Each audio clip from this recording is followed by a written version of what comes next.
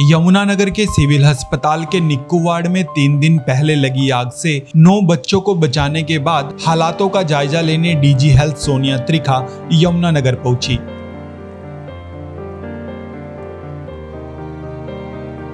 इस दौरान उन्होंने डॉक्टरों की जमकर क्लास लगाई और सीएमओ से लेकर स्टाफ तक सब पर भड़ास निकाली, लेकिन वहीं उन्होंने बच्चों को आग से बचाने वाले एएसआई को हाथ जोड़कर उनका शुक्रिया अदा किया।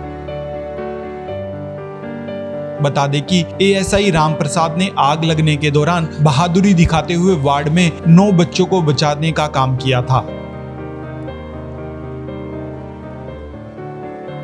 वहीं इस बीच 4th क्लास कर्मचारी द्वारा ऑक्सीजन का सिलेंडर बंद कर देने पर बड़ा हादसा होने से बच गया।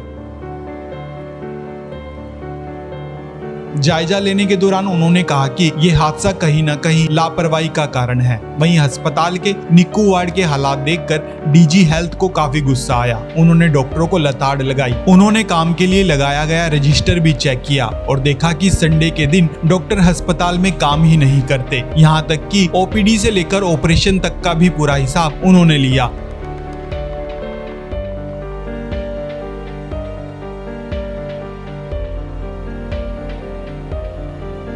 इस दौरान उन्होंने सीएमओ सहित डॉक्टरों पर जमकर अपनी भड़ास निकाली। आइए सुनते हैं इस दौरान उन्होंने और कुछ क्या कहा।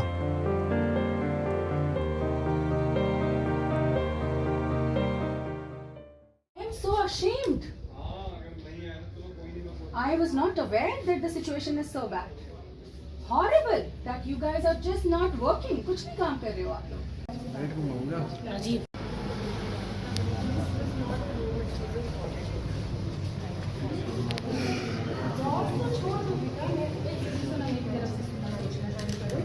This only was about it. What is? मैंने क्या था बोल दिया, था और was तो सेम है ना। वहाँ सिर्फ 2 सर्विस दे रहे हैं हम, सिर्फ पीडियाट्रिक्स की और ट्रॉमा की। ना तो मुझे पास्ट सुनना है, ना मुझे फ्यूचर सुनना आज।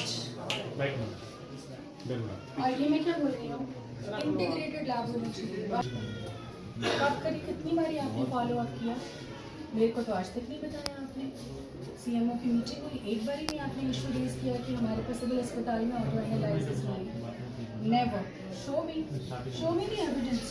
व्हाट डिड यू से? आपने कहा था मैम कि आपकी एंट्री हो रही है तो इसका मतलब आपका फुली ऑटोमेटिक है। मैंने कहा था मैम एंट्री मैनुअली करते हैं, मतलब सेंड ऑटो ही चाहिए। जिला अस्पताल में ऑटो एनालाइसिस के बगैर कोई बात ही नहीं है। इससे क्या नजर आ रहा है मुझे कि आपकी कितनी सुपरविजन है। वैसे तो सारा कुछ बुरी हालत में है ही है, लेकिन इन सब लोगों की एक्सप्लेनेशंस कॉल करनी है मुझे, तो हर बंदे की यहाँ पर, इंक्लूडिंग यू। इधर आइए सुपरवाइजर अजय, आपको नहीं देखा कि आपका कोई एमसीबी से कनेक्टेड नहीं है, कोई स्टेबलाइजर नहीं है, आपने तो बच्चों को मरने के लिए छोड़ दिया यहाँ पर, जो मेरे को सबसे बुरा लग रहा है। पूरे अस्पताल में कोई ढीले का तो काम नहीं हो रहा। बेटा कितना का काम है मेरे बच्चे, काम क्या है? शर्म आ रही है थोड़ी सी आपको?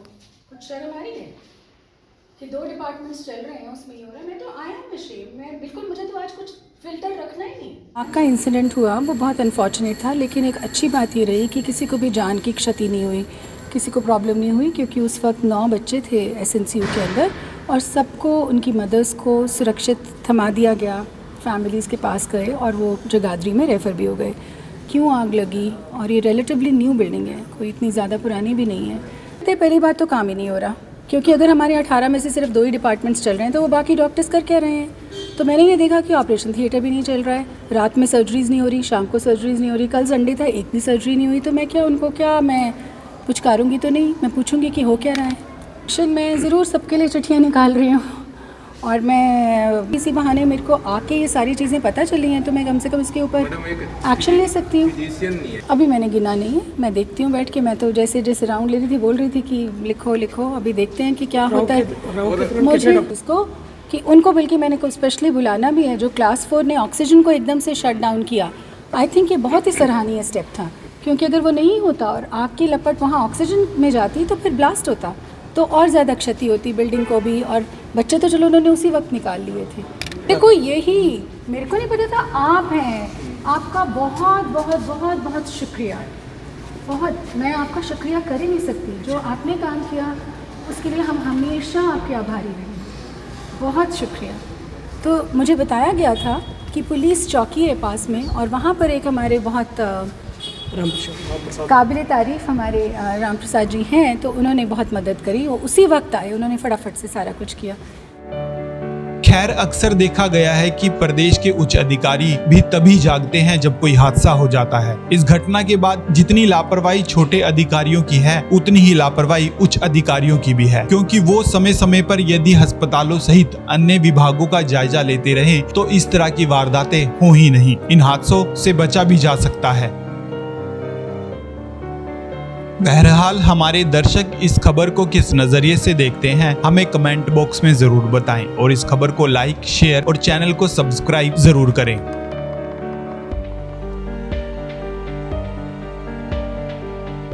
देश और दुनिया की तमाम बड़ी खबरों से जुड़े रहने के लिए लाइक करें, सब्सक्राइब करें यूट्यूब पर सच को हिंदी चैनल, और बेल आइकन दबाकर पाएं लेटेस्ट अपडेट सबसे पहले।